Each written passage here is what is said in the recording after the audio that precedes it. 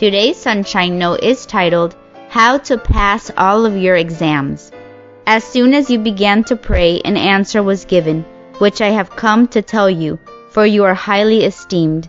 Daniel 9:23.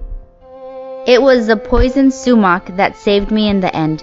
That faithful afternoon, as I had walked happily through the woods near our new apartment complex, chatting on the phone with my friend Katrin about my life-or-death upcoming Greek exam. Katrin volunteered to pray for me that I would somehow pass the test, though I hadn't looked at the Greek language or thought about it in years. When we got off the phone, I sat in the warm afternoon setting sun, brushing my hand absent-mindedly across the leaves and plants around me, and asking the Lord again to please somehow, some way, help me pass that test.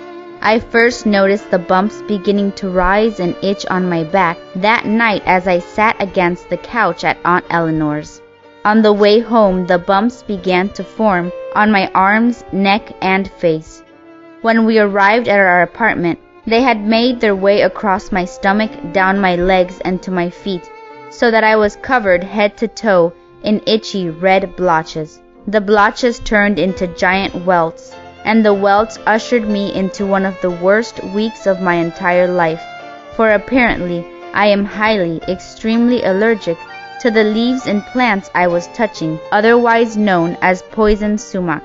My body was covered in welts and hives for more than a week, and during that time, as I lay stretched out on the kitchen floor covered in itch lotion, I missed my Greek exam.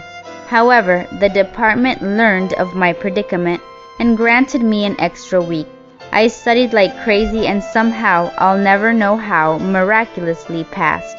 Looking back at how God answered my prayers to pass the test, I feel as if He sent me an answer the very moment I was praying, as I was touching the plants. Though an uncomfortable answer the moment I asked, He provided a way for that extra week of study, so I'll make it. We know that God gets to work on our prayers as soon as we utter them, because of what the angel said to Daniel in today's verse. Daniel was praying that his people would soon be delivered, and the angel told Daniel that as soon as he began to pray, an answer was given. God wastes no time.